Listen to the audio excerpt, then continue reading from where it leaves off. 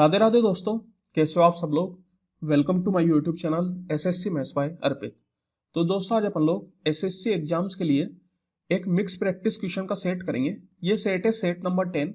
इससे पहले के जितने भी सेट है वो सारे मैं करा चुका हूँ। आई होप कि आप लोगों ने देखे होंगे, और अगर अभी तक आपको उनका सोल्यूशन नहीं मिला तो आप डिस्क्रिप्शन में जाके प्लेलिस्ट की लिंक चेक कर सकते हैं, वहाँ पे आपको सब कुछ मिल जाएगा। या फिर इधर ऊपर आई बटन में भी लिंक आ रही है, तो वहाँ पर भी आप देख सकते हैं। चलिए फिर स्टार्ट करते हैं अपन। पहला क्वेश्चन है A ratio B equal to 7:5, B ratio C equal to 2:3 and C ratio D equal to 4:5. Then find ratio A ratio D. तो चलिए एक बार लिख लेते हैं। A और B आपको दे रखा है 7:5, फिर B और C आपको दे रखा है 2:3, और फिर C और D का रेशियो आपको दे रखा है ये 4:5। और यहाँ पे आपसे A और D का रेशियो पूछ रहा है, मतलब पहले और आखिरी का। तो अगर पहले और आखिरी का रेशियो पूछ रहा है तो देखिए उसको निकालने का डायरेक्ट तरीका है, ये 7, 2, 4, इन तीनों को आप आपस में मल्टीप्लाई कर दीजिए। 7 दूनी 14, 14 का 4 बार में हो गया 56। सेम तरीके से इन तीन को आपस में मल्टीप्लाई कर दीजिए। 5 3 5, 5 3 15, 15 पंजे 75। तो ये आ गया आपके पास ए और डी का ratio, that is option number 3।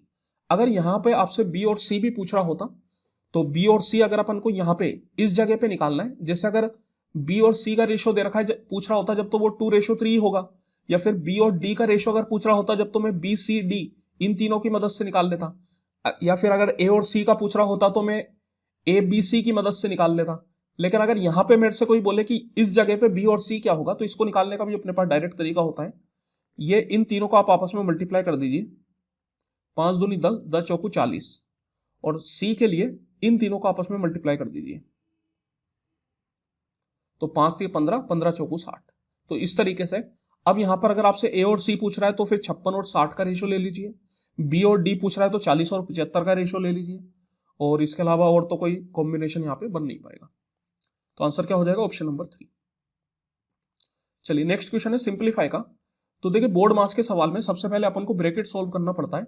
तो यहाँ पर आपको 2 ब्रैकेट दिख रहे हैं और ये दोनों आपस में एक दूसरे के इंडिपेंडेंट है। दैट मीन्स कि ये एक दूसरे के अंदर नहीं है, तो आप इन दोनों में से किसी को भी पहले कर लीजिए, कोई दिक्कत नहीं है। लेकिन आपको यह है कि बीच वाला मल्टीप्लाई करने से पहले इन दोनों को सोल्व करना पड़ेगा। तो चलिए पहले इन दोनों को सोल्व कर लेते हैं। तो यहां पर आप देख सकते हैं कि बीच में डिवाइड का साइन है। अगर डिवाइड के साइन को हटा के मल्टीप्लाई का साइन लगाना हो तो जो पीछे वाला फ्रैक्शन है उसका रेसिप्रोकल हो जाता है। तो ये अपना बन जाएगा 15/14। 5 से 3 बार में, 7 से 2 बार में, तो ये आ गया आपके पास 3/2। सेम तरीके से पीछे वाले की अगर मैं बात करूं तो ये बन गया 10/7 मल्टीप्लाई 3/5। तो 5 से 2 बार में, 3 दूनी 6/7। तो देखिए पहला वाला ब्रैकेट है 3/2, बीच में मल्टीप्लाई का साइन, और दूसरा वाला ब्रैकेट है 6/7। तो ये आपके पास बन जाएगा 2 से 3 बार में, 3 3 9/7, ऑप्शन नंबर 1। चलिए फिर से सिंप्लीफाई। तो अब आप यहाँ पे देख सकते हैं कि इधर क्यूब करना है अपन को पहले तो इस पूरे को पहले मैं सोल्व कर लेता हूँ। 1.5 को मैं लिख सकता हूँ 3/2। तो ये अपने पास बन गया 3/2 + 3/8। तो यहाँ पर अगर आपको डेनोमिनेटर इक्वल करना है तो ऊपर नीचे पहले वाले में 4 से मल्टीप्लाई कर देता हूँ। तो ये 4 दूनी 8 बन जाएगा। तो नीचे में तो आ गया 8, 4 3 12, 12 और 3 15। तो ये बन गया 15/8। और यहाँ पर अपन को ऊपर क्यूब करना है, तो 15/8 का अगर आप क्यूब करेंगे तो ये कितना जाएगा आपके पास। 15 का क्यूब अपने पास होता है 3375, और 8 का क्यूब होता है 512। यहाँ पर आप देख सकते हैं कि जितने भी ऑप्शन है वो सारे डिसमल में, तो इसको भी अपन डिसमल में ही चेंज कर लेते हैं। तो डायरेक्ट मैं 3375 को 5.2 से डिवाइड कर देता हूँ। तो सबसे पहले तो ये 6 बार में चला जाएगा। 512 का 6 बार में आपके पास हो जाएगा 3072। 3375 माइनस 3072 अगर आप करेंगे तो वो लगभग आपके पास कितना बन रहा है, तो वो आपके पास बन रहा है 302। तो 302 का मतलब बन गया 3020। तो उस हिसाब से आप 5 बार में बोल सकते हैं। तो ये 6.5 समथिंग आ जाएगा। इतना बहुत है, पूरा करने की जरूरत नहीं है। मैं 6 पे छोड़ देता तब भी मेरा काम चल जाता, बिकॉज ऑप्शन जो है वो काफी दूर दूर है। लेकिन ठीक है, अपन ने डिसमल के बाद एक डिजिट निकाल ली, इससे और थोड़ा अपन को क्लेरिफाई हो जाएगा। फिर अगर अपन सेकंड वाला ब्रैकेट सोल्व करें तो सबसे पहले यहाँ पर आप डायरेक्ट 5 से 1.25 को कैंसिल आउट कर दीजिए। तो देखिए 5 से कितनी बार में जाएगा, तो सबसे पहले तो एक डिसमल लगेगा। तो ये 12 बन गया, 5 दूनी 10, और 25 मतलब 5 पंजे 25। तो यहाँ पर अगर आप इसको मल्टीप्लाई करेंगे तो 9 × 0.25, तो ये 6.5 माइनस 9 × 0.25 करूंगा तो 25 का 9 बार में होता है 225। तो ये बन जाएगा 2.25। तो देखिए 6.5 माइनस 2.25 अगर आप करेंगे तो ये आ जाएगा आपके पास 4.25। उस हिसाब से आप बोल सकते हो ऑप्शन नंबर 1। यहाँ पर अपन ने अप्रोक्सीमेटली इसको 6.5 पे छोड़ा था, अगर और आगे अपन इसको सोल्व करते तो अपना सही आंसर आ जाता है एग्जैक्टली, लेकिन जरूरत नहीं है क्योंकि ऑप्शन काफी दूर दूर है, तो इतने में अपना काम चल गया। Option number 1। चलिए फिर से यहाँ पे सिंप्लीफाई का क्वेश्चन है, तो फिर से यहाँ पे पहले अपन को इन ब्रैकेट को सोल्व करना पड़ेगा।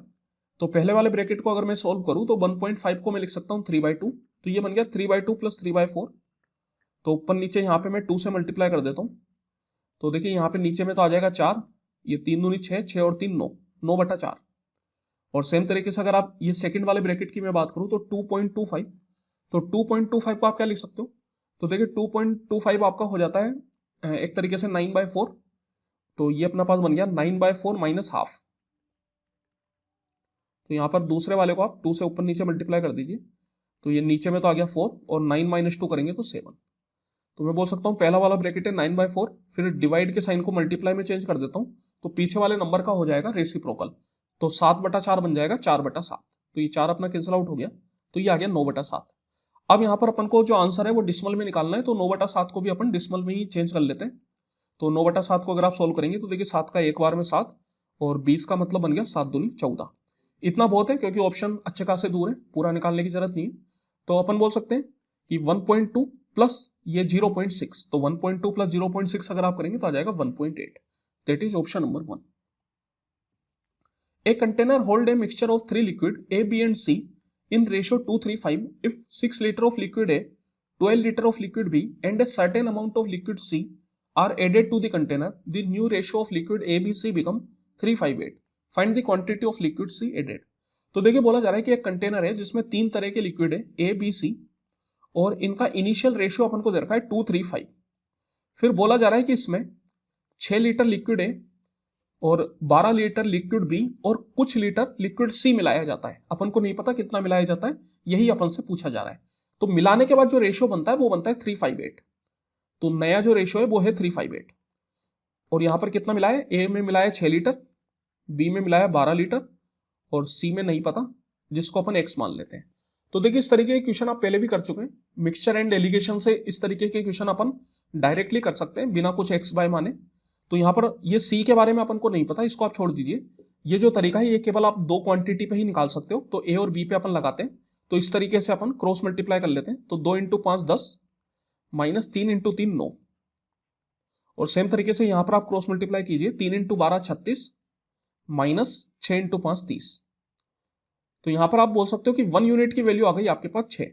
तो ये जो तरीका होता है इसमें अपन केवल ऊपर जो रेशियो अपन लिखते हैं उसी की वैल्यू निकाल सकते हैं। तो ऊपर मैंने कौन सा रेशियो लिखा है, 2 और 3, तो इसकी वैल्यू ही मैं निकाल सकता हूं यहाँ पे। तो जैसे अगर मैं बोलूं कि भैया ए जो है इनिशियली 2 यूनिट था, तो 2 यूनिट की वैल्यू आपके पास आ गई 6 दूनी 12, दैट मीन्स की 12 लीटर, लीटर में आप बोल सकते हैं, है ना। अब यहां पर आप देखिए ए में अपन ने कितना मिलाया, 6 लीटर मिलाया, उसके बाद जो नया रेशियो बना वो 3 5 8 बना। तो अगर इसमें मैं 6 लीटर मिला देता हूं तो ये बन गया 18 लीटर। दैट मीन्स की जो नया रेशियो बना 3 5 8, उसमें ए 3 यूनिट है, तो ये जो 18 है ये अपने पास हो गई 3 यूनिट की वैल्यू। अब मेरे को यहां पे निकालना क्या है, एक्स निकालना है। तो एक्स के लिए मुझे क्या करना पड़ेगा, पहले सी जो इनिशियली था दैट इज 5 यूनिट और फिर बाद में सी बना 8 यूनिट, तो इन दोनों का लेना पड़ेगा डिफरेंस। तो पहले जो सी था 5 यूनिट, ये कहां से आएगा, तो ये अपने पास 1 यूनिट को 6 के बराबर करने से आएगा। तो यहां से आप 5 यूनिट निकाल लीजिए, तो 5 यूनिट बन गया आपके पास 5 × 6 30।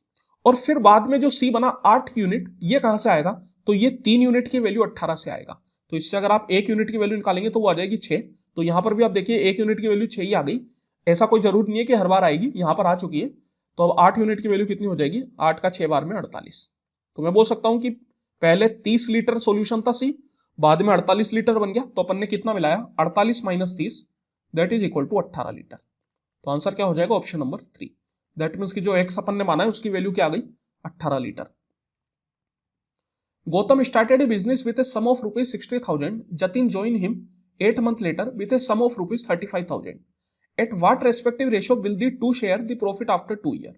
तो देखिए यहाँ पे बोला जा रहा है कि 2 लोग हैं, गौतम और जतिन। गौतम एक बिजनेस को स्टार्ट करता है 60,000 रुपए से और जतिन जो है वो 8 महीने बाद उसको ज्वाइन करता है 35,000 रुपए से। तो अपन से पूछा जा रहा है कि 2 साल के बाद इनके प्रॉफिट का रेशियो क्या होगा। तो देखिए प्रॉफिट का रेशियो वही होता है जिसमें टोटल इन्वेस्टमेंट की जाती है, तो टोटल इन्वेस्टमेंट का रेशियो ही प्रॉफिट का रेशियो बन जाता है। तो यहाँ पे टोटल इन्वेस्टमेंट का अपन को रेशो निकालना पड़ेगा, और ये जो रेशो है ये अपन को 2 साल दैट मीन्स कि 24 महीने के बाद चाहिए। तो सबसे पहले तो गौतम जो है वो 60,000 रुपए इनिशियली इन्वेस्ट करता है, तो जो इसका टोटल इन्वेस्टमेंट बनेगा वो बनेगा initial investment multiply by time.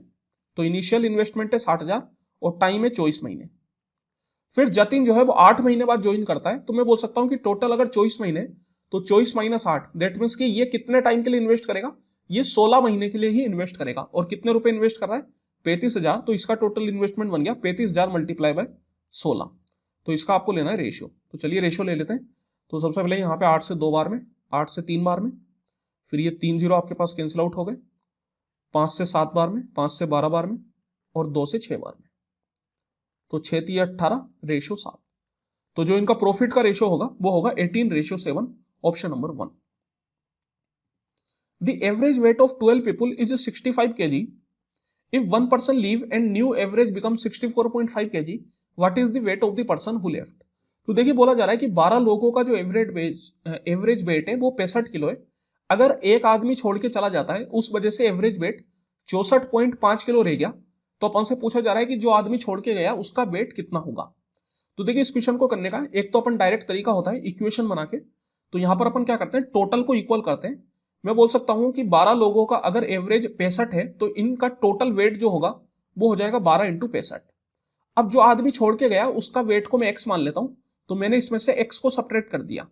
तो अब मैं बोल सकता हूं कि पहले 12 लोग थे, उसमें से ये एक आदमी मैंने हटा दिया, तो ये कितने लोग बच गए, ये बच गए 11। दैट मीन्स कि ये जो वेट है ये हो गया 11 लोगों का।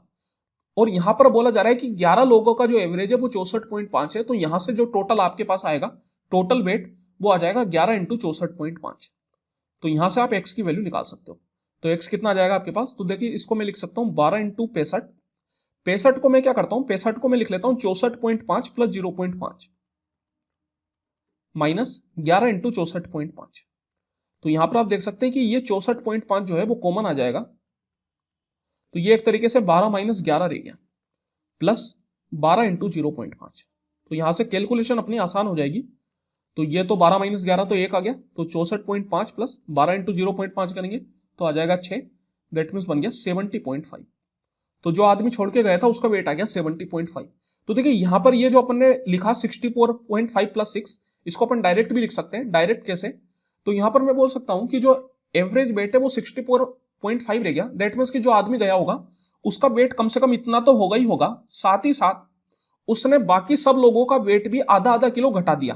पहले एवरेज वेट था 65, अब रह गया 64.5। दैट मीन्स कि सब लोगों का वेट आधा आधा किलो घट गया। तो मैं बोल सकता हूं कि वो अपने साथ सब लोगों का आधा आधा किलो वेट लेके गया होगा। तो कितने लोग हैं टोटल, 12 लोग। तो 12 लोगों का आधा आधा वेट लेके गया, तो 12 इंटू 0.5। तो इसको अगर आप सोल्व करेंगे तो देखिए ये वही चीज आ गई जो यहां पर अपन ने लिखी हुई है। तो यह आ जाएगा आपके पास 70.5। तो इस तरीके से आप डायरेक्ट भी कर सकते हैं। टेबल मंथली सेल, तो देखिए यहाँ पे अपन को एक टेबल दे रखी है जो कि मंथली सेल बताती है। और ये जो सेल है ये 1000 रुपीज में, मतलब ये 50 नहीं 50,000 है, ये 60,000, ये 70,000, इस तरीके से। तो अब यहाँ पर अपन से पूछ रहा है average monthly cell of Q की एवरेज मंथली सेल पूछ रहा है। तो देखिए एवरेज निकालने का डायरेक्ट तरीका वैसे तो अपन जानते ही है, इन सब का sum divide by total number. Total कितने मंथ है, ये 4 मंथ है, तो डिवाइड बाय 4। लेकिन यहां पर आप देख सकते हैं कि जो नंबर है वो काफी नजदीक में है। अगर नंबर नजदीक में होते हैं तो उस केस में आप डेविएशन मेथड का इस्तेमाल कीजिए, काफी कम कैलकुलेशन आपको करनी पड़ेगी। तो डेविएशन मेथड कैसे इस्तेमाल करते हैं, जैसे इन चारों के नजदीक में मैंने एक नंबर मान लिया, तो लेट से 65 ही ले लेते हैं। तो अब ये 65 तो 65 के बराबर ही, तो यहां पर एक तरीके से प्लस 0। फिर 68 जो है वो 3 ज्यादा है 65 से, तो प्लस 3। और 60 जो है वो 3 कम है तो माइनस 3। और 64 1 कम है तो माइनस 1। अब ये जो चीज आई है आपके पास, इसको आपको जितने भी महीने हैं उनमें बांटना है। तो कितने महीने, 4 महीने, तो डिवाइड बाय 4। अब देखिए यहां पर एक मेजर गलती अपन क्या कर देते हैं, यहां पर अपन को ये 0 देख के लगता है कि ये 0 हट गया, तो केवल अपन 3 ही नंबर काउंट करते हैं और डिवाइड बाय 3 कर देते हैं। लेकिन ऐसी गलती आपको नहीं करनी। ये भले ही 0 आया लेकिन ये भी एक महीना है। ये जो 0 है ये एक महीने जनवरी को डेनोट कर रहा है। दैट मीन्स कि ये भी एक महीना है, तो आपको डिवाइड बाय 4 ही करना है। भले ही यहां पर इसकी कोई वैल्यू नहीं है लेकिन ये एक नंबर है, तो इसको एज ए नंबर काउंट करना है आपको। तो ये टोटल कितने महीने, 4 महीने, इसलिए डिवाइड बाय 4 करना है। तो यहां पर अगर आप सोल्व करेंगे तो ये देखिए 3 माइनस 3 कैंसिल आउट हो गया, माइनस 1/4 आ जाएगा, माइनस 0.25। तो ये आपके पास बन गया 64.75। तो एवरेज जो आएगा ये भी आपके पास 1000 में ही आया और आंसर आपको 1000 में ही दे रखा है, तो अपन डायरेक्ट लगा सकते हैं। हो सकता है कि सॉरी ये नहीं, ऑप्शन नंबर 2 हो सकता है कि कोई ऑप्शन मतलब ऑप्शन आपको इस तरीके से भी दे दिया जाता 64.75 मल्टीप्लाई बाय 1000 अगर आप करेंगे तो ये आपके पास आ जाता है 64750। तो अगर इस तरीके से ऑप्शन दिया जाता तो फिर आपका आंसर 64750 बन जाता, बिकॉज ये जितना भी डेटा ये 1000 के टर्म्स में, तो अगर मैं 1000 से इसको मल्टीप्लाई करूंगा तो ये यही बनेगा 64750। In how many year will 50,000 become 66550 at 10% compound interest per annum. तो देखिए बोला जा रहा है कि कितने साल में 50,000 रुपए 66,550 रुपए बन जाएंगे 10% कंपाउंड इंटरेस्ट पर। तो यहां पर सबसे पहले तो अपन निकाल लेते हैं कि टोटल इंटरेस्ट कितना मिला। तो टोटल इंटरेस्ट हो जाएगा आपके पास 66550 माइनस 50,000, तो ये कितना आ गया आपके पास, ये आ गया 16,550। तो 16,550 रुपए का इंटरेस्ट मुझे मिला है कितने पे, 50,000 रुपए पे। तो यहां पर सबसे पहले तो मैं क्या करता हूं, टोटल जितना भी मेरे को इंटरेस्ट परसेंट मिला वो निकाल लेता हूं मैं। तो यहां पर आप मल्टीप्लाई बाय 100 कर देंगे। देखिए ये 1 0 आपका कैंसिल आउट हो गया, 5 से अगर आप इसको काटेंगे ये 10 बार में 5 से ये 3 3 1, दैट मीन्स आ गया 33.1%। इसका मतलब ओवरऑल मेरे को 33.1% का इंटरेस्ट मिला। यहां पर जो रेट ऑफ इंटरेस्ट है ये 10% है, 10% एक नॉन वैल्यू है, इस पे आपको याद होना चाहिए जब कभी भी 10% की बात होती है तो 2 साल पे 10% का जो सक्सेसिव बनता है वो बनता है 21% और 3 साल पे बनता है 33.1%। तो यहां पर मैं बोल सकता हूं कि 33.1% बन रहा है, इसका मतलब टाइम कितना हो गया 3 साल। तो जो आंसर हो जाएगा वो हो जाएगा 3 ईयर्स, ऑप्शन नंबर 4। अगर ये आपको याद नहीं है तो फिर इसका एक फॉर्मूला भी होता है, फॉर्मूला वैसे इस्तेमाल नहीं हो पाएगा उतने अच्छे से तो, लेकिन आप ऑप्शन से चल सकते हैं। जैसे यहां पर अगर मैं देखूं कि भैया 10% के हिसाब से अगर 4 साल होंगे तो 4 साल का जो सिंपल इंटरेस्ट बनेगा वो बनेगा 40%, because simple interest equal to होता है rate of interest per annum multiply by time. तो 10% इंटू 4 करूंगा तो 40% बन गया, मतलब ये सिंपल इंटरेस्ट पर ही 33.1% से ज्यादा चला गया। तो फिर कंपाउंड इंटरेस्ट पे तो और भी ज्यादा चला जाएगा, दैट मीन्स कि 4 साल नहीं हो सकता, और अगर 4 नहीं हो रहा तो फिर उससे बड़ी वैल्यू तो वैसे भी नहीं हो सकती। तो केवल यहां पर एक ही ऑप्शन आपके पास बचता है, ऑप्शन नंबर 4। तो यही आपका आंसर हो पाएगा। The ratio of the profit to the cost price of a product is 2:7. What is the ratio of its selling price to its profit? तो देखिए एक बहुत ही आसान सा सवाल आपको दे रखा है, प्रॉफिट और कॉस्ट प्राइस का रेशियो दे रखा है 2:7 और आपसे सेलिंग प्राइस और प्रॉफिट का रेशियो पूछ रहा है। तो सेलिंग प्राइस इक्वल टू क्या होता है, तो this is equal to profit plus cost price. तो यहां पर देखिए प्रॉफिट है 2 यूनिट, कॉस्ट प्राइस है 7 यूनिट, दोनों को ऐड करोगे तो 2 + 7 9 यूनिट, और प्रॉफिट है अपने पास 2 यूनिट। तो रेशियो क्या बन गया 9:2, option number 1। A sweet shop owner buy 10 boxes of sweet for the price of 8 boxes from a wholesaler. If he sell each box at a 2% discount on its mark price, what is his profit percentage? तो देखिए बोला जा रहा है कि एक sweet shop owner है जो कि 8 बॉक्स की प्राइस में 10 बॉक्स खरीदता है एक होलसेलर से, फिर इसके बाद मार्क प्राइस पर वो 2% का डिस्काउंट देता है। तो अपन से पूछा जा रहा है कि उसका प्रॉफिट परसेंटेज कितना होगा, किसका, स्वीट शॉप ओनर का। तो अब आप इस क्वेश्चन में देखिए, जैसे मैं मान लेता हूं कि होलसेलर जो है वो 100 रुपीज में एक बॉक्स बेचता है, तो उसने 8 बॉक्स की जगह 10 बॉक्स बेचे, लेकिन प्राइस जो लिया वो 8 बॉक्स का लिया। दैट मीन्स की जो स्वीट शॉप ओनर है उसने कितने रुपए पे किए होंगे, तो उसने 8 × 100 मतलब 800 रुपए पे किए होंगे। फिर बोला जा रहा है कि आगे मार्क प्राइस पर उसने 2% का डिस्काउंट दिया। अब यहां पर अपन को मार्क प्राइस के बारे में कुछ भी नहीं बताया गया, और ना ही अपन को यह बोला गया कि होलसेलर ने मार्क प्राइस पर बेचा। तो अब अपन क्या करें, तो अपन को मान के चलना पड़ेगा कि ये जो प्राइस अपन ने मानी 100, ये मार्क प्राइस ही थी। दैट मीन्स कि जो होलसेलर है वो मार्क प्राइस पर ही बॉक्स को बेच रहा है।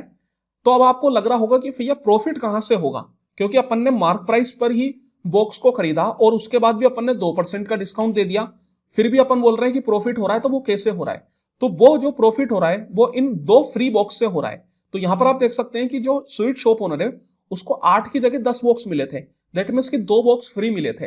तो ये 2 बॉक्स को बेच के जो वो कमाएगा वो ही उसका असली प्रॉफिट होगा। तो अब आप यहां पे देखिए 100 रुपए की चीज पर 2% का डिस्काउंट वो दे रहा है। 100 पर अगर आप 2% का डिस्काउंट देखेंगे तो 2% का डिस्काउंट देने के बाद बन गया 98%, दैट मीन्स आ गया आपके पास 98 रुपीज। इसका मतलब एक बॉक्स की जो सेलिंग प्राइस है वो 98 रुपीज है, और जो स्वीट शॉप ओनर है उसके पास कितने बॉक्स है, 10 बॉक्स, तो वो पूरे 10 बॉक्स बेचेगा। तो 10 बॉक्स का जो टोटल सेलिंग प्राइस है वो कितना बन जाएगा 10 into 98 that is equal to 980। तो मैं बोल सकता हूं कि 800 रुपए की चीज को वो 980 रुपए में बेच रहा है, तो कितने रुपए का फायदा है 180 का, कितने पे 800 रुपए पे, मल्टीप्लाई बाय 100%। तो ये 2 जीरो अपना कैंसिल आउट हो गया, 8 दूनी 16, फिर 8 दूनी 16 और 8 पंजे 40, तो 22.5%, option number 3। A book publisher offer a novel to a bookstore at a 30% discount on the cover price. However, they charge an additional 5% on the discounted price for shipping. तो देखिए बोला जा रहा है कि एक बुक पब्लिशर है जो कि अपनी नोवेल को बुक स्टोर को बेचता है और वो कवर प्राइस पर 30% का डिस्काउंट देता है। कवर प्राइस का मतलब मार्क प्राइस ही होता है। तो यहां पर मैंने क्या किया, मार्क प्राइस को 100 यूनिट मान लिया।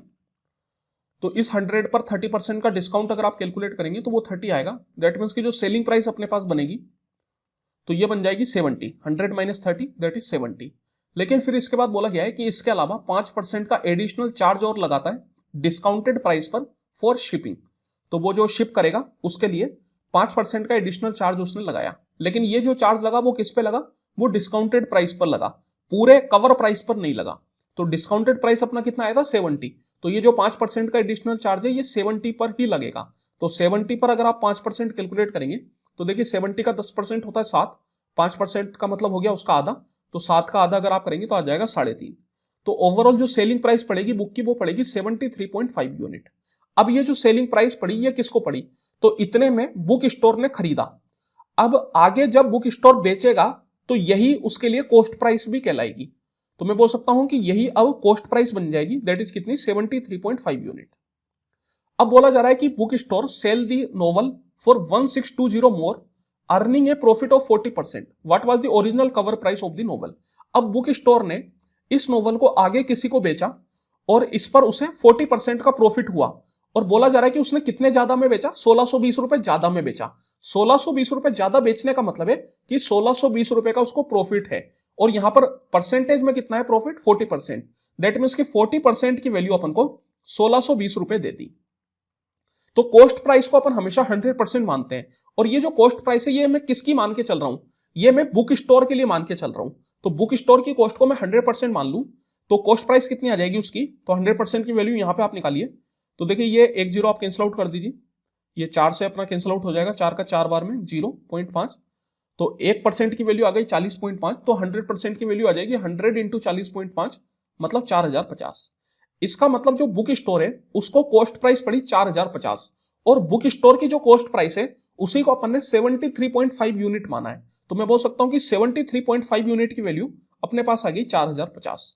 अब यहां पर अपन से पूछ रहा है कि original cover price, original cover price को कितना माना था अपन ने 100 यूनिट, तो 100 यूनिट की वैल्यू अपन को यहां पे निकालनी है। तो देखिए यहां पे ये डिसिमल हटा के ये 1 जीरो मैंने लगा दिया, 735 से अपन इधर कैंसिल आउट करेंगे, बहुत ज्यादा नहीं करेंगे, 2 डिजिट में निकाल के छोड़ देंगे बिकॉज ऑप्शन बहुत ज्यादा दूर है, तो इस वजह से कोई दिक्कत नहीं है। तो 735 से सबसे पहले तो देखिए कितनी बार में जाएगा, ये 5 बार में जाएगा। केवल ये 1 डिजिट में निकाल लूं तब भी मेरा काम चल जाएगा, बिकॉज यहां पर 5 से केवल एक ही ऑप्शन स्टार्ट हो रहा है, तो बाकी आगे आपको निकालने की भी जरूरत नहीं है। तो यहां पर आप बोल सकते हो कि 735 से ये 5 बार में जाएगा, कितना होगा 700 का 5 बार में 3500, और 35 का 5 बार में 175, तो 3500 प्लस 175 अगर आप करेंगे तो आ जाएगा 3675। तो ठीक है 5 बार में निकाल के छोड़ देते हैं, आगे निकालने की जरूरत नहीं है। तो ये अपना कितना आ जाएगा, ये 50 पॉइंट समथिंग आएगा। तो अगर 1 यूनिट की वैल्यू 50 पॉइंट समथिंग है, जैसे 55 पॉइंट समथिंग आएगा उस हिसाब से, तो मैं बोल सकता हूँ 55 कर देता हूं इसको मैं। अगर 1 यूनिट की वैल्यू 55 पॉइंट समथिंग है तो 100 यूनिट की वैल्यू कितनी हो जाएगी, तो इसको आप 100 से मल्टीप्लाई कर दीजिए, तो वो 5500 पॉइंट कुछ आ जाएगा, और 5500 का मतलब हो गया ऑप्शन नंबर 1। जो क्लोजेस्ट ऑप्शन अपन को दिख रहा है वो यही है। अगर आप इसको एग्जैक्ट निकालेंगे तो यही आंसर आएगा, कोई दिक्कत वाली बात नहीं है। यहां पर मैंने केवल अप्रोक्सीमेट वैल्यू निकाली, बिकॉज जितना मेरे को जरूरत है उतना ही मैं निकालूंगा, फालतू कैलकुलेट करने से कोई मतलब नहीं है। A cistern contain 100 liter of pure syrup, 10 liter of syrup are drawn out and replaced by water. Then 10 liter of the mixture are drawn out and replaced by water again. What is the ratio of syrup to water in the final mixture? तो देखिए बोला जा रहा है कि एक system है जिसमें 100 लीटर प्योर सिरप है। तो ये जो अपन को सॉल्यूशन दे रखा है ये प्योर सिरप है, इसमें कुछ भी मिलावट नहीं है, और कितना है 100 लीटर।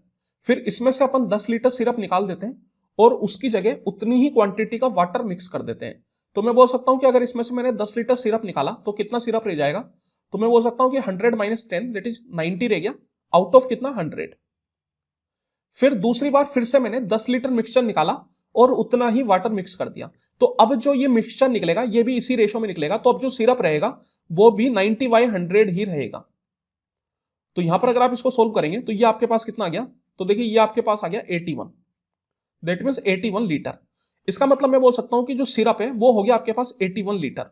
तो वाटर कितना रहेगा, तो यहां पर आप देख सकते हो कि पहले आपने 10 लीटर निकाल के 10 लीटर पानी मिलाया था, दूसरी बार भी 10 लीटर निकाल के 10 लीटर ही पानी मिलाया, मतलब 100 लीटर अभी भी मेंटेन है।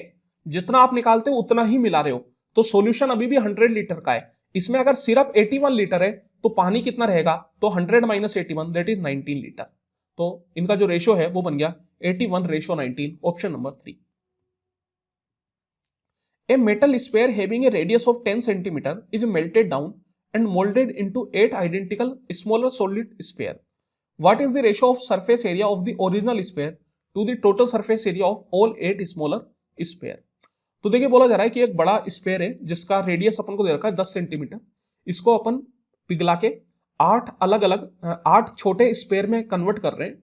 तो सबसे पहले तो यहाँ पे ये जो छोटे स्पेयर है इनका रेडियस अपन को निकालना पड़ेगा। तो जब कभी भी अपन किसी भी सॉलिड सरफेस को पिघलाते हैं और फिर कुछ नया बनाते हैं तो उसके इसमें वॉल्यूम को इक्वल करते हैं। तो मैं बोल सकता हूं कि बड़े वाले स्पेयर का जो वॉल्यूम होगा वो इन 8 छोटे स्पेयर के वॉल्यूम के बराबर होगा।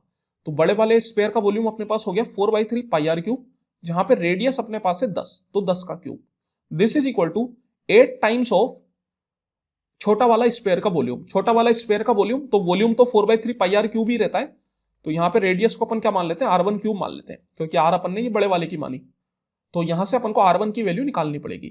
तो देखिए 4/3 π तो आपका कैंसिल आउट हो जाएगा, और ये 8 को मैं लिख सकता हूं 2 का क्यूब, तो ये r1³ इक्वल टू बन गया 10³ डिवाइड बाई 2³, दैट मीन्स कि 10/2 का होल क्यूब। तो 10/2 मतलब 5, तो यहां से r1 कितना आ गया आपके पास, 5 आ गया। दैट मीन्स क्या हुआ कि जो छोटे स्पेयर आपके पास बनेंगे उनका रेडियस कितना आ जाएगा, 5 सेंटीमीटर। अब अपन से यहां पे पूछ रहा है कि बड़े वाले स्पेयर का सरफेस एरिया, तो बड़े वाले स्पेयर का सरफेस एरिया क्या होगा, स्पेयर का सरफेस एरिया आपके पास होता है 4πr²। तो 4π इंटू रेडियस आपके पास है 10 का स्क्वायर। इसका रेशियो आपके पास आपको लेना है उन 8 स्मॉलर स्पेयर के सरफेस एरिया से। तो 8 इंटू 1 का सरफेस एरिया क्या हो जाएगा, तो 4πr², और यहां पे रेडियस कितनी हो जाएगी 5, तो इंटू 5 का स्क्वायर। तो देखिए 4π तो अपना कैंसिल आउट हो गया, ये 10 का स्क्वायर 100, 8 इंटू 5 का स्क्वायर 25, तो 25 का ये 4 बार में और 4 का 2 बार में, तो क्या रेशियो आ जाएगा 1:2, ऑप्शन नंबर 1। तो यहां पर आप देख सकते हो कि जब आप पिघलाते हो तो उस केस में वॉल्यूम तो समान रहता है, लेकिन जो सरफेस एरिया है वो अपना बढ़ भी सकता है और घट भी सकता है। इस केस में आप देख सकते हो कि सरफेस एरिया क्या हो गया, डबल हो गया। How many hemisphere with A radius of 3 centimetre can be produce by melting down A hemisphere with A radius of 12 centimetre. तो देखिए बोला जा रहा है कि अपन कितने हेमीस्फीयर को पिघला के एक बड़ा 12 सेंटीमीटर का स्फीयर बना सकते हैं, और जो छोटे वाले हेमीस्फीयर है उनकी रेडियस है उनको 3 सेंटीमीटर। तो यहां पर हेमीस्फीयर का वॉल्यूम अपन को इक्वल करना है। तो यहां पर मैं मान लेता हूं कि मैंने n हेमीस्फीयर को पिघलाया है और इनकी रेडियस 3 सेंटीमीटर है, तो इनका वॉल्यूम क्या हो जाएगा, तो इनका वॉल्यूम हो जाएगा n मल्टीप्लाई बाय हेमीस्फीयर का वॉल्यूम होता है 2/3 πr³। तो यहां पे रेडियस हो गई 3 का cube. This is equal to एक बड़े वाले हेमीस्फीयर के वॉल्यूम। इस बड़े वाले हेमीस्फीयर का जो रेडियस है वो 12 सेंटीमीटर है, तो ये हो जाएगा 2/3 π इंटू 12 का क्यूब। तो देखिए यहां पे फिर से 2/3 π कैंसिल आउट हो जाएगा, तो n इंटू 3 का क्यूब हो गया 27, 12 का क्यूब हो जाता है 1728, तो 27 से आप कैंसिल आउट कर दीजिए। 27 का कितनी बार में चला जाएगा, तो 27 का 6 बार में चला जाएगा, है ना।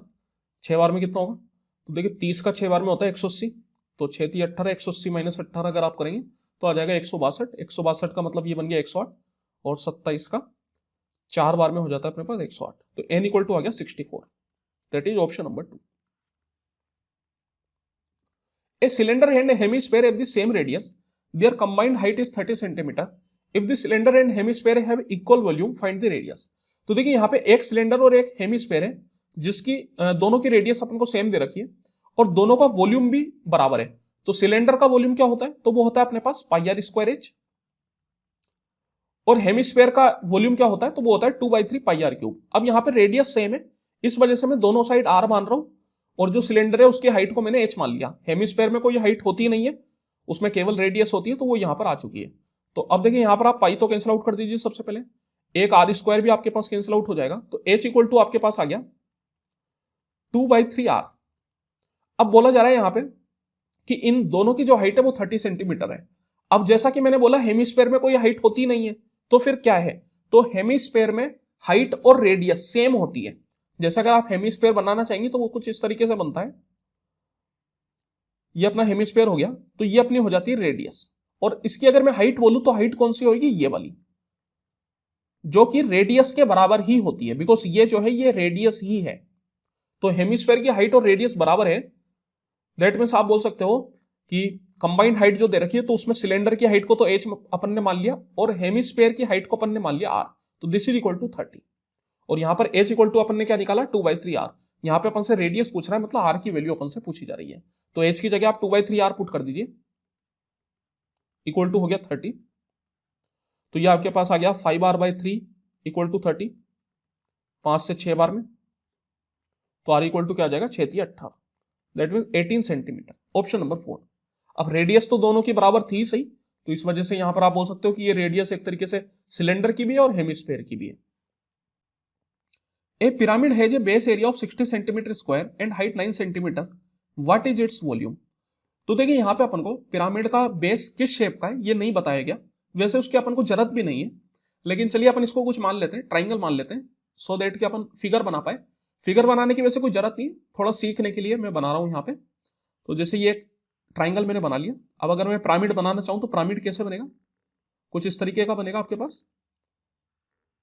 ये जो आपके पास होता है इसी को अपन वर्टेक्स पॉइंट भी बोलते हैं, और एक अपने पास होता है प्रिज्म। तो प्रिज्म और पिरामिड में क्या अंतर है, तो देखिए पिरामिड में तो केवल बेस में ही अपने पास फिगर होता है, लेकिन प्रिज्म में बेस और टॉप दोनों में सेम फिगर होता है। जैसे ये जो ट्राइंगल है ये ऊपर भी होगा और नीचे में भी होगा, और कुछ इस तरीके से ये पॉइंट आपस में मिलेंगे, तो ये अपने पास बन जाता है पिरामिड, सॉरी प्रिज्म। ये अपने पास है प्रिज्म और ये है पिरामिड। तो इनके वॉल्यूम में भी बहुत हल्का सा ही अंतर होता है। इसका जो वॉल्यूम होता है वो अपने पास होता है 1/3 area of base into height, और इसका जो वॉल्यूम होता है ये अपने पास होता है area of base into height. तो यहां पर मैं बोल सकता हूं कि केवल पिरामिड के केस में 1/3 से मल्टीप्लाई हो जाता है। अब यहां पर आप देख सकते हो कि दोनों का बेस सेम है।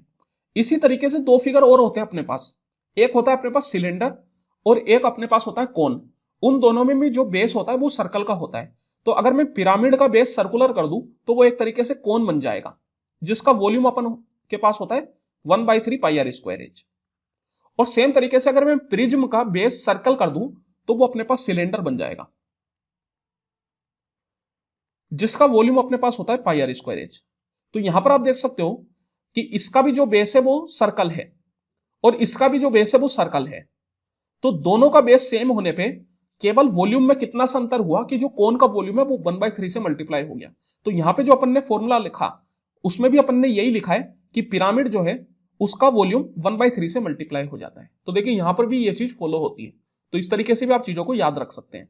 तो आप प्रिज्म और पिरामिड में अगर आपको कंफ्यूजन हो तो उसको आप कोन और सिलेंडर से याद रख सकते हैं। तो अगर यहां पर मेरे को वॉल्यूम पूछ रहा है तो वॉल्यूम क्या हो जाएगा पिरामिड का, तो this is equal to 1/3 into area of base 60 है और हाइट 9 है, तो 3 से 20 बार में 20 इंटू 9 180, तो वॉल्यूम हो गया 180, that is option number 1। A circular disc of radius 7 centimetre is inscribed inside an equilateral triangle, what is the approximate area of the remaining portion of the triangle। तो देखिए यहां पे एक इक्विलेटरल ट्राइंगल है, इसके अंदर एक सर्कुलर डिस्क है, कुछ इस तरीके से रहेगी वो। तो ये जो सर्कुलर डिस्क है ये एक तरीके से क्या हो गया, ये हो गया इन सर्किल, और इन सर्किल की जो रेडियस होती है इक्विलेटरल ट्राइंगल के केस में that is directly equal to a/2√3। तो यहां पर मैं बोल सकता हूं a होता है अपने पास side of an equilateral triangle. तो यहां पर रेडियस जो अपन को दे रखी है वो 7 दे रखी है, तो यहां से मैं a की वैल्यू निकाल सकता हूं। तो दिस इज इक्वल टू 7, तो a इक्वल टू कितना आ गया आपके पास, तो a इक्वल टू आ गया 14√3। अब अपन से पूछ रहा है कि ये जो रिमेनिंग पोर्शन है इसका एरिया क्या होगा। तो रिमेनिंग पोर्शन कौन सा है अपने पास, रिमेनिंग पोर्शन है ये वाला और ये वाला और ये वाला। तो मैं बोल सकता हूं कि अगर ट्राइंगल के एरिया में से मैं सर्किल के एरिया को सब्ट्रैक्ट कर दूं तो रिमेनिंग पोर्शन मुझे मिल जाएगा। ट्राइंगल का एरिया क्या होगा, ये ट्राइंगल जो है वो इक्विलेटरल ट्राइंगल है जिसका डायरेक्ट एरिया अपन जानते हैं √3/4 इंटू a², और साइड है अपने पास 14√3, तो 14√3 का स्क्वायर माइनस सर्किल का एरिया। सर्किल का एरिया होता है पाई आर स्क्वायर, पाई को आप 22/7 ले लीजिए और रेडियस यहां पे अपन को दे रखी है 7, तो 7 का स्क्वायर। तो चलिए इसको अपन को सोल्व करना है। तो 2 से ये 2 बार में, 2 से ये 7 बार में, और ये 2 से 7 बार में, और ये एक साथ से अपना कैंसिल आउट हो जाएगा। तो यहां पर आप देख सकते हैं कि √3 इंटू √3 तो बन गया 3, तो ये आ गया एक तरीके से। यहां पर मैं 7 कॉमन ले सकता हूं, तो ये अपने पास कितना बन जाएगा, तो देखिए √3 इंटू √3 3 आ रहा था, तो ये 7 21√3 बन गया, और ये -22। तो यहां पर अपन को अप्रोक्सीमेट वैल्यू इस्तेमाल करनी पड़ेगी। √3 का अप्रोक्सीमेट वैल्यू जो अपन लेके चलते हैं वो लेके चलते हैं अपन 1.743। तो इसको अपन केवल 1.7 ले ले तो भी अपना काम चल जाएगा वैसे, क्योंकि ऑप्शन अपने अच्छे खासे दूर में है, तो कोई दिक्कत नहीं, आप 1.7 ले लीजिए। तो 21 इंटू 1.7 अगर आप करेंगे तो कितना आ जाएगा आपके पास, तो देखिए 21 का 7 बार में हो जाता है आपके पास 147, 14 कैरी चला गया, और 21 और 14 हो जाएगा 35, दैट इज 35.7। तो 35.7 माइनस 22 अगर आप करेंगे तो ये आपके पास आ गया 13.7। तो 7 इंटू 13.7, 7 7 49 की 9, 4 कैरी चला गया, और 13 7 91, 91 और 4 95। तो यहां से आंसर बोल सकता हूं ऑप्शन नंबर 1। 95.9 काफी कम है 100 से, लेकिन ये इसी वजह से हुआ बिकॉज मैंने यहाँ पे केवल एक डिजिट में ही √3 को लिया। अगर √3 की 2 डिजिट आप लेंगे तो आंसर आपका और नजदीक हो जाएगा, 3 डिजिट लेंगे तो और ज्यादा नजदीक हो जाएगा। लेकिन यहां पर अपन को एग्जैक्ट आंसर निकालने की कोई जरूरत नहीं होती, अपन को दिख रहा है कि ऑप्शन अच्छे खासे दूर है, तो फिर अपन अप्रोक्सीमेट आंसर निकालेंगे, भले ही वो अप्रोक्सीमेशन ज्यादा भी हो तब भी कोई दिक्कत नहीं है। जितना ऑप्शन दूर होगा उतना ज्यादा आप अप्रोक्सीमेट कर सकते हो। यही ऑप्शन अगर नजदीक में होते तो फिर मैं एक डिजिट में नहीं लेता, तो फिर मैं 2 डिजिट पर चलता। तो इस बात का आपको ध्यान रखना है। In triangle ABC median AD BE and CF intersect at the centroid G. तो चलिए एक ट्राइंगल एबीसी बना लेते हैं। ये अपने पास बन गया ट्राइंगल एबीसी। यहां पर एडी एक मीडियन है, मीडियन जो है वो ट्राइंगल को 2 इक्वल पार्ट में डिवाइड करता है। तो ये जो एडी है इसने एबीडी और एसीडी इन दोनों को बराबर बराबर भागों में बांटा है। सेम तरीके से बीई ये भी एक मीडियन है, फिर सीएफ ये भी एक मीडियन है, और ये तीनों मीडियन जहां पर मिलते हैं उसी को अपन सेंट्रोइड बोलते हैं। तो ये जो पॉइंट है यही अपना सेंट्रोइड कहलाता है। और देखिए सेंट्रोइड की यहां पर कुछ खास बातें मैं आपको बताना चाहता हूं। सबसे पहली बात तो सेंट्रोइड जो है वो मीडियन को 2:1 में डिवाइड करता है। तो जो आपके पास एजी रेशो जीडी है ये इक्वल टू हो जाता है 2:1। सेम तरीके से इसी तरीके से बीजी रेशो जीई ये भी आपके पास 2:1 होगा, और सीजी रेशो जीएफ ये भी आपके पास 2:1 होगा। इसके अलावा ये सेंट्रोइड इस ट्राइंगल को 3 बड़े बड़े ट्राइंगल्स में भी डिवाइड करता है। 3 बड़े बड़े ट्राइंगल कौन कौन से, ये वाला एक तो हो गया, इसी तरीके से ये दूसरा, और इस तरीके से ये तीसरा। तो ए बी जी, ए सी जी और बी सी जी इन तीनों का जो एरिया है वो बराबर होता है। इसके अलावा ये सेंट्रोइड ये 6 छोटे छोटे ट्राइंगल में भी डिवाइड करता है। तो ये जो छोटे छोटे 6 ट्राइंगल आपको दिख रहे हैं ये भी सब आपस में बराबर है। तो यहां पर आपसे पूछ रहा है what is the ratio of the area of triangle GAB to the area of triangle ABC. तो देखिए जीएबी कौन सा है अपने पास, ये वाला, तो इसका अपन को रेशियो लेना है एबीसी के साथ।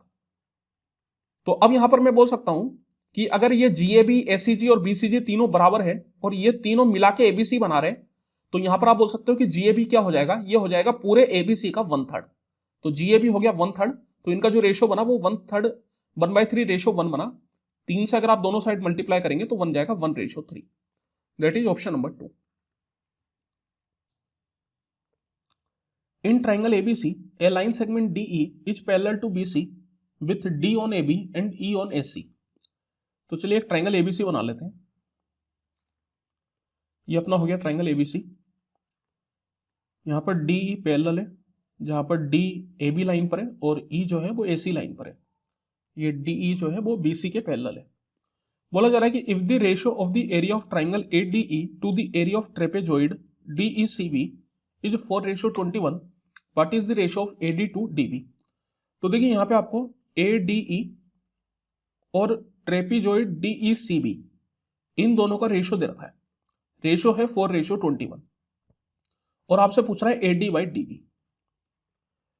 तो ADE कौन सा है? ADE तो ये अपना ऊपर वाला ट्राइंगल हो गया, ये वाला, और DEC भी कौन सा है? तो वो ये नीचे वाला। तो अब देखिए यहां पे जब कभी भी ट्राइंगल में DE पैरेलल होता है BC के, तो उस केस में ये जो ADE है ये अपने पास सिमिलर होता है ABC के, क्योंकि दोनों में एक तो A जो है वो कॉमन एंगल है, और इसके अलावा ये वाला जो एंगल है वो इसके बराबर हो जाएगा, बिकॉज ये करस्पॉन्डिंग एंगल कहलाएंगे, क्योंकि ये सेम पैरेलल लाइन पे है। सेम तरीके से ये वाला एंगल भी इस वाले एंगल के बराबर हो जाएगा, क्योंकि ये भी सेम पैरेलल लाइन पे, तो ये दोनों भी आपस में करस्पॉन्डिंग एंगल कहलाएंगे। तो यहां पर मैं बोल सकता हूं कि ट्रिपल ए क्राइटेरिया से दोनों ट्राइंगल सिमिलर हो गए, और जब कभी भी दो ट्राइंगल सिमिलर होते हैं तो उस केस में उनके एरिया का जो रेशियो है, that is area ADE divide by area ABC, ये करस्पॉन्डिंग साइड के रेशियो के स्क्वायर के बराबर होता है। अब करस्पॉन्डिंग साइड कौन सी होगी?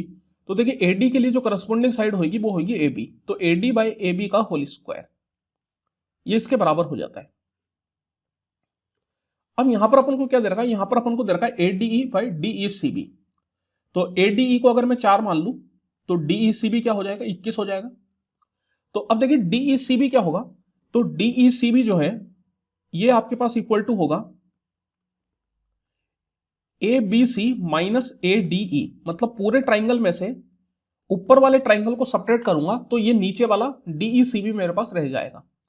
तो यहां से मैं ABC निकाल सकता हूं, तो ABC अपने पास कितना आ जाएगा? तो ABC इक्वल टू अपने पास आ जाएगा 21 plus 4, that is equal to 25। तो ABC आ गया आपके पास 25। तो यहां से आप AD बाई AB का रेशियो निकाल सकते हैं। AD बाई AB का रेशियो आपके पास कितना बन जाएगा?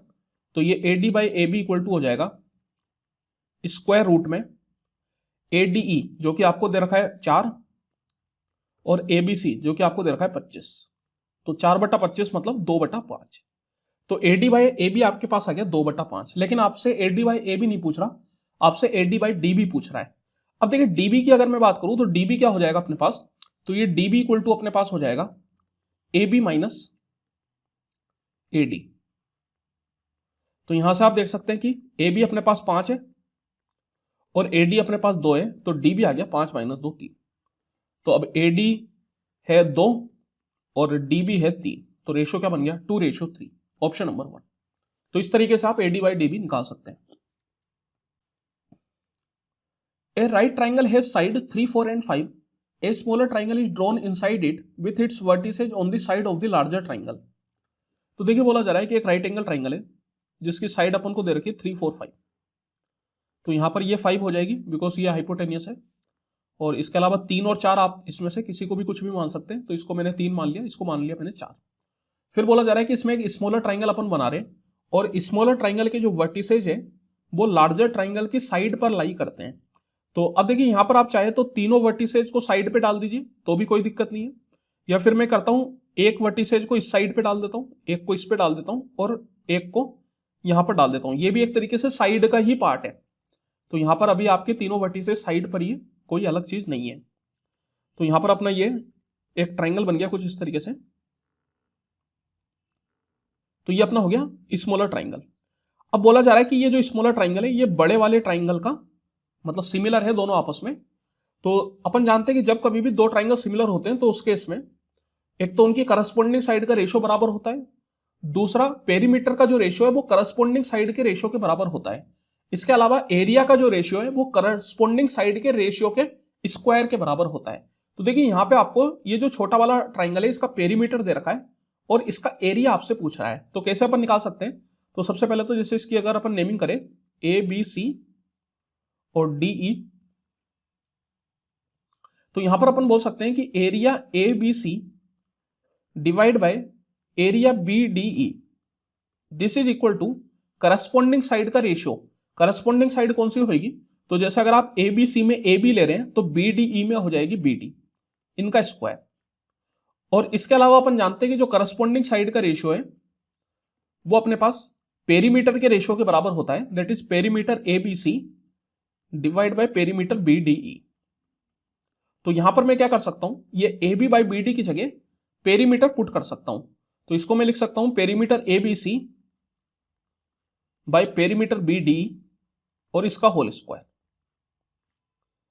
तो अब देखिए यहाँ पे आपके पास एरिया ऑफ एबीसी है, बहुत ही आसानी से आप निकाल सकते हैं, राइट एंगल ट्राइंगल है, तो क्या हो जाएगा half into base into height, तो बेस हो गया 4, हाइट होगी 3, 2 से 2 बार में 3 दूनी 6, तो जो एबीसी है उसका एरिया आ गया 6 और बीडीई का आपको निकालना है। इसके अलावा पेरीमीटर ऑफ एबीसी भी अपन निकाल सकते हैं, तीनों साइड का सम, 3 और 4 7, 7 और 5 12, और पेरीमीटर ऑफ बीडीई ये अपन को दे रखा है 6, तो इसका करना है अपन को स्क्वायर। देखिए 6 से ये 2 बार में चला जाएगा आपके पास, तो ये बीडीई कितना आ गया आपके पास, तो बीडीई इक्वल टू आ गया 6/2 का स्क्वायर 4, 6/4 अगर आप करेंगे तो आ जाएगा 1.5, ऑप्शन नंबर 1।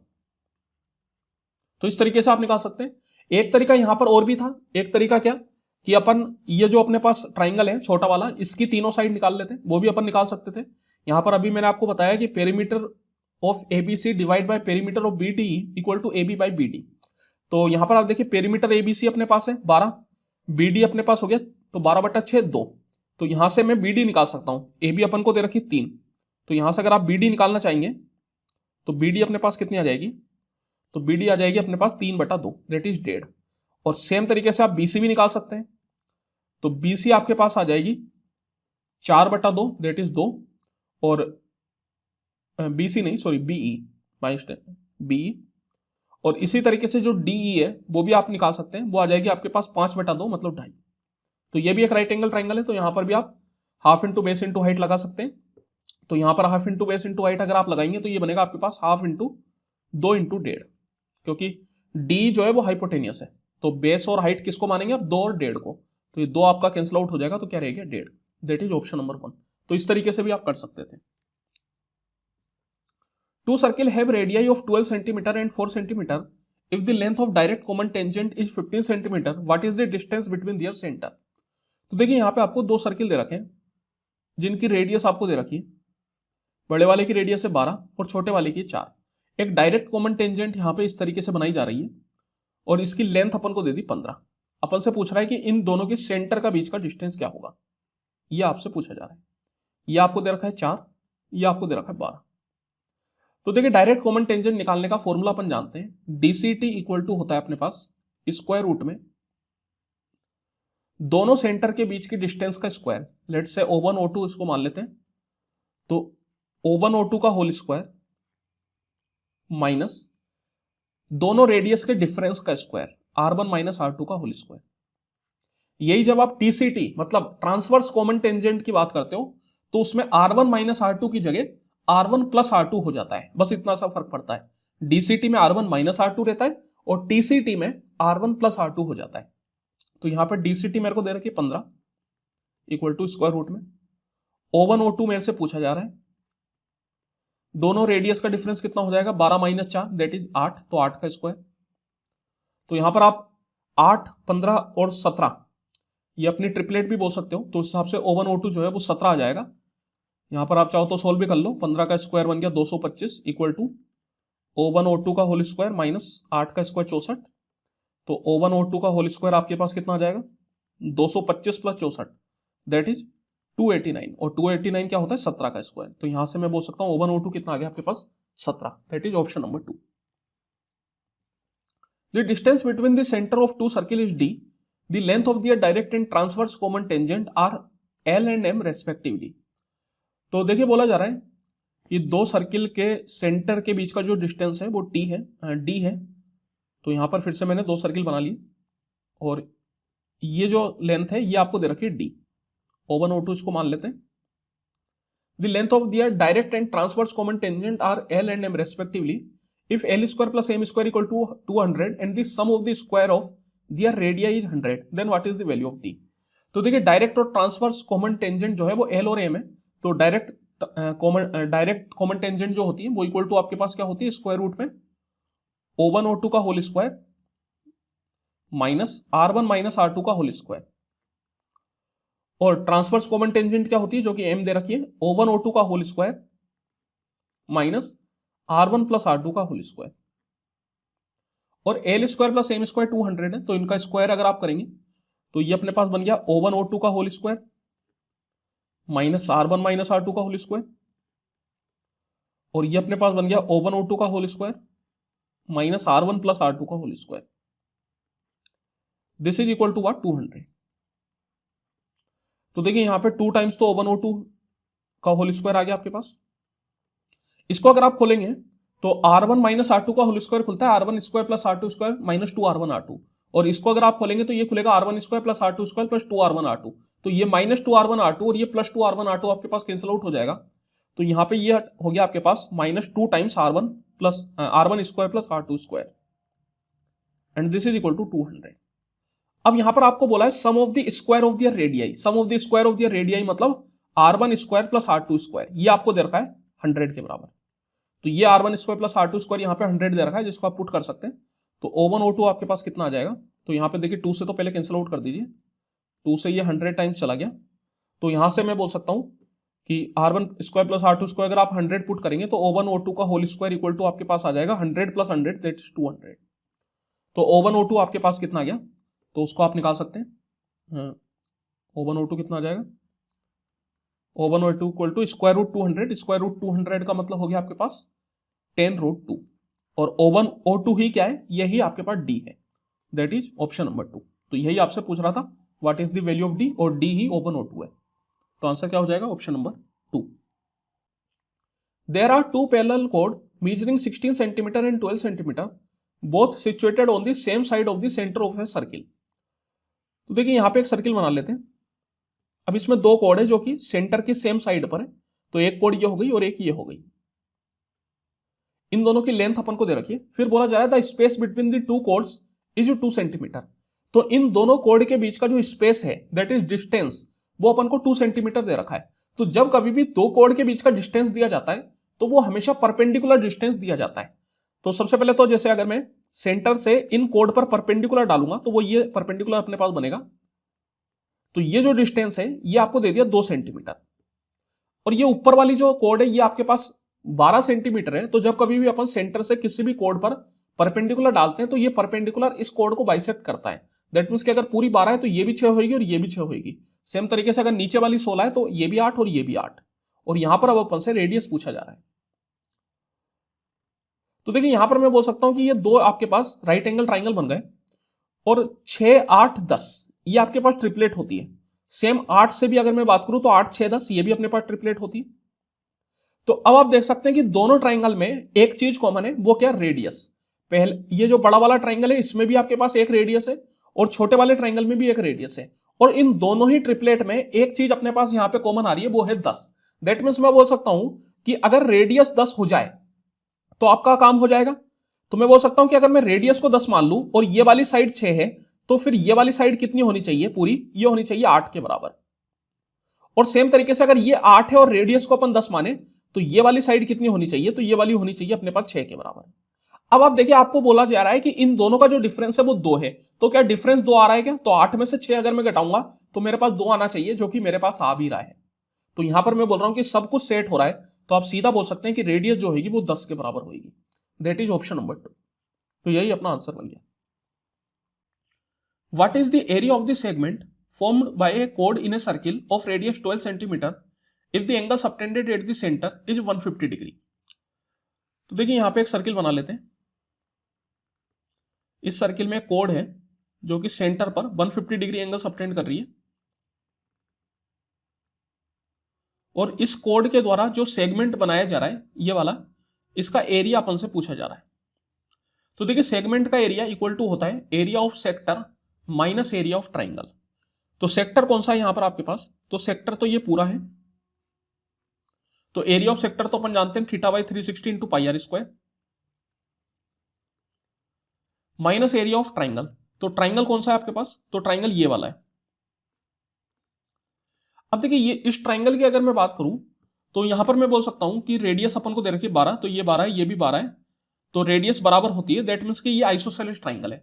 अगर यहां पर 150 की जगह 60 डिग्री होता तो फिर उस केस में ये तीनों बराबर हो जाते, तो फिर वो इक्विलेटरल ट्राइंगल हो जाता। और अगर इक्विलेटरल ट्राइंगल हो जाता तो उसका फॉर्मूला अपन डायरेक्ट लगा सकते थे √3/4 इंटू साइड स्क्वायर, जहां पर साइड हो जाती है अपनी रेडियस। तो फिर अपन बहुत ही आसानी से कर सकते थे।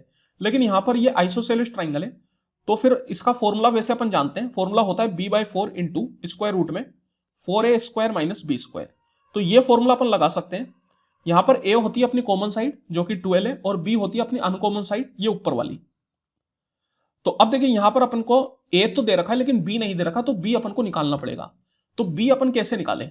तो उसके लिए अपन क्या करेंगे, यहां पे सबसे पहले तो इस तरीके से एक परपेंडिकुलर खींचेंगे इस सेंटर से इस कोड के ऊपर।